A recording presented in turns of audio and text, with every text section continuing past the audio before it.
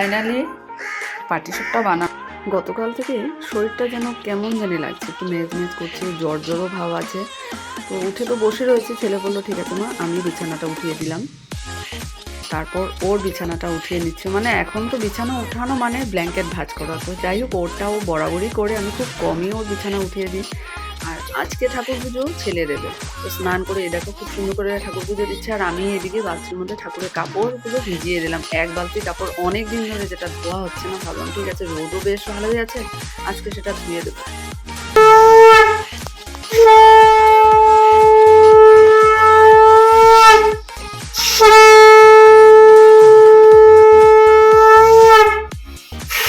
Hello বন্ধুরা, good morning, welcome back to my channel অমিতরা চ্যানেলে তোমাদেরকে অনেক স্বাগত, অনেক ভালোবাসা জানিয়ে আজকে একটা নতুন ব্লগ শুরু করছি। তো শরীরটা খুব একটা ভালো না, কাল থেকে খুব সর্দি লেগেছে, খালি শুধু জল পড়ছে। তো অমিতাভ বলছে কয়েকদিন খুব ধুলোবালির কাজ হয়েছে না, পরিষ্কার পরিচ্ছন্ন, তাই ওটাই হবে। আর ওয়েদার চেঞ্জ আছে, সকাল দিকে এত দুপুর অবধি পুরো গরম, সন্ধ্যা থেকে ঠান্ডা। তো যাই হোক, অমিতাভ তো স্কুলের জন্য রওনা হয়ে গেছে, আর ছেলের ঠাকুর পুজো দিয়ে এই যে আমার জন্য চা বানিয়ে দিচ্ছে, স্পেশাল চা, তাজা দিয়ে। তারপর আমিও আমার কাজগুলো শুরু করব, ঠাকুর ঘরে কাপড় ধুয়ে দেবো, ভিজিয়ে রেখেছি, কাজ তো করতে হবে এখন। তবে কিছুটা মানে মনে হচ্ছে ঠিক হয়েছে। যাই হোক, চলো তোমরাও সারাদিন সঙ্গে থাকো আর স্কিপ না করে সম্পূর্ণ ভিডিওটা দেখো। সর বেশি নেই।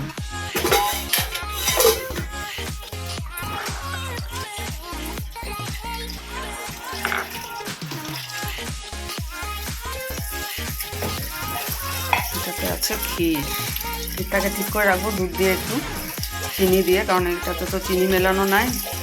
একটু দেখি পাটিসাপটা বানানো যাবে, রেডি থাকলে তখন করতে সুবিধা হয়। চা অমিতাভর সাথে কথা বলতে বলতে চা শেষ হয়ে গেছে, এত টেস্টি হয়েছে। ও বাহ, দারুণ, থ্যাংক ইউ। আমার ছেলে পুরো একটিভ, একদম গান করতে বসে গেছে। সত্যি এত ভালো খেয়েছি না, দারুণ হয়েছে, মানে আমার মন মতো স্পেশাল।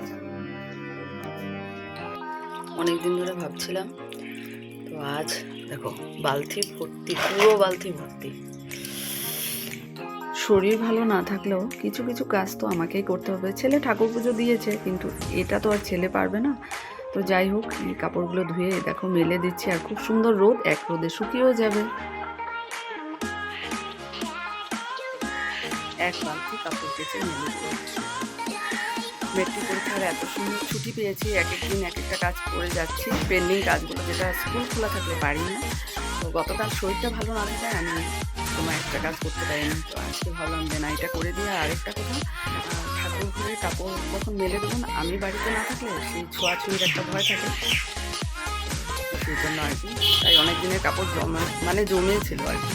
তো চলো দেখা যাক আজকে আরেকটা কি কাজ করে শেষ করে রাখতে পারি। দেখতে দেখতে আজকে 5 দিন ছুটি চলছে, তারপর আবার খোলার সময় চলে আসবে।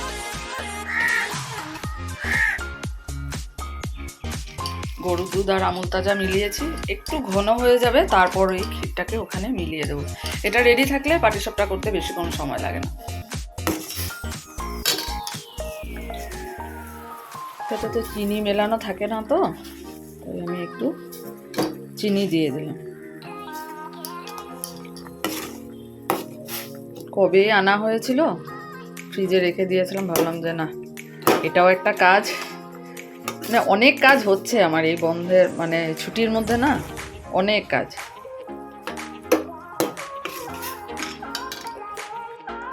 কন্টিনিউ এভাবে যদি মানে নাড়িয়ে না থাকি না, তাহলে দলা পাকিয়ে যাবে।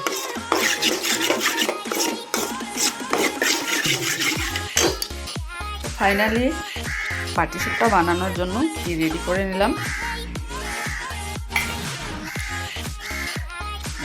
কিছু করা মানে সেই বাসনপত্র ধুয়ে রাখতে হবে। আর কিছুদিন ধরে আমাদের মুন্নি অ্যাবসেন্ট, কারণ ওর একটা ছোট্ট অপারেশন হয়েছে, যার জন্য এগুলো কাজ সব কিছু আমাকেই করতে হচ্ছে। রুটিনের কাজ করে তারপর এক্সট্রা কাজ দিয়ে রেখে দিই, তারপর ছেড়ে যাবে। আজ রুটির সাথে একটু অন্যভাবে করছি, অন্যরকম তরকারি, বেগুন আলু টমেটো দিয়ে একটু মাখা মাখা, ধনে পাতা দেবো।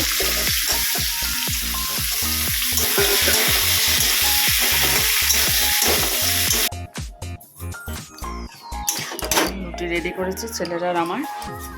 আর আজকের হলো স্পেশাল বেগুন ভর্তা, না বেগুন আলু টমেটো দিয়ে সব মিলিয়ে মিক্সড ধনেপাতা দিয়ে। ছেলে বসেছে, মটরশুঁটিগুলো একটু ছুলে রাখবে, এটা দিয়ে একটা রেসিপি বানাবো ভাবছি। এই ছুটি পেয়েছি, এগুলোই করব, অনেক কিছু করার আছে, দেখা যাক। তো দেখো সকাল সকাল ঠাকুরের কাপড় সব ধুয়ে দিয়েছি, সব শুকিয়ে গেছে। ঠাকুরের সুটকে ঠাকুরের কাপড় আর চুলে কোথায় রেখেছো?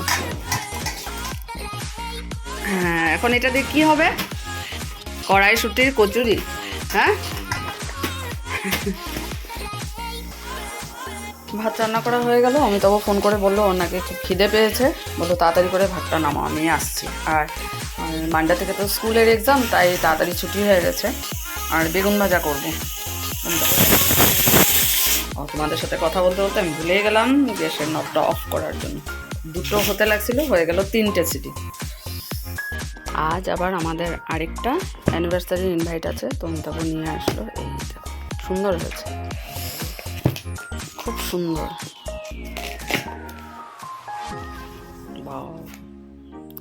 উইথ পিলো কভার, খুব ভালো আছে।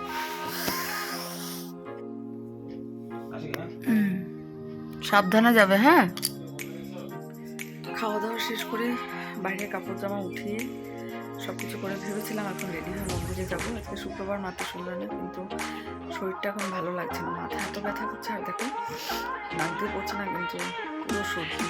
আবার রাতে বিয়ে বাড়ি আছে, অ্যানিভার্সারি পার্টি, যেতেই হবে, ওটাও না গেলে হবে না। বিকালবেলা ক্লাস আছে, গতকালকে ক্লাসটা আজকে 3টে ক্লাস করাতে হবে। ভাবছি একটু রেস্ট করে নিয়ে, নাহলে পারবো না। শরীরের উপর তো কিছু নেই। ইউক্রেন থেকে এসেছি, তারপর জ্যাকেটটা নিয়ে।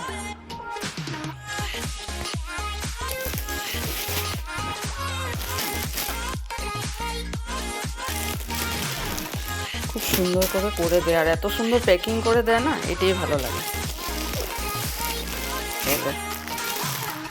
তো এই দেখো আমরা রেডি হয়ে গেছি, আজকে যাচ্ছি অ্যানিভার্সারি পার্টিতে।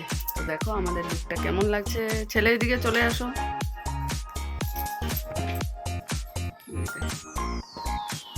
একটু লাইট লাগছে, চলো। তো আমরা পৌঁছে গেলাম বিয়ে বাড়ি। দেখো খুব সুন্দর সাজিয়েছে।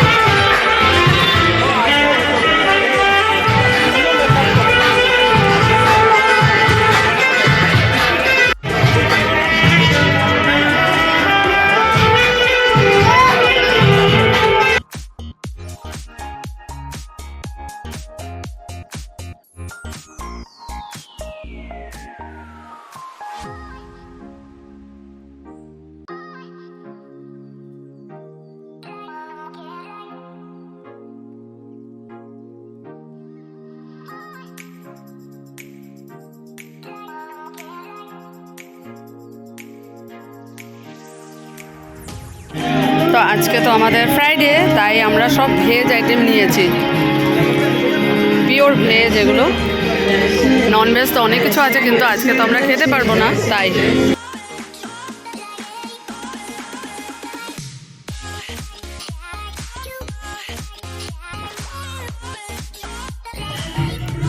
খুব ভালো লাগলো, এত ভালো মানে আজকে ডিনার হয়েছে, দারুণ। মানে ভেজ মেনুগুলো দুর্দান্ত ছিল, দুর্দান্ত। এক্সে বার্গার এগ খুবই ভালো লেগেছে, খুবই ভালো। আমরা বাড়ি চলে যাচ্ছি, খুবই ভালো লাগে। এত সুন্দর ডেকোরেশন সাজিয়েছে, খাওয়া দাওয়া মানে দারুণ, এত সুন্দর মানে আদর অভ্যর্থনা, খুবই ভালো লাগলো। ফটো ভিডিও অনেক কিছু হয়েছে, তোমাদের সাথে সব কিছু শেয়ার করবো।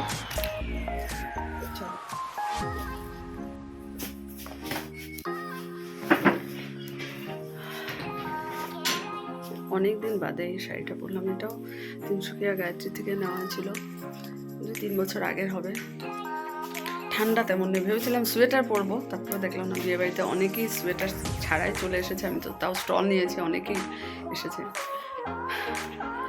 যাই হোক, ভালোই লাগলো। এটা সব হচ্ছে ম্যাচিং।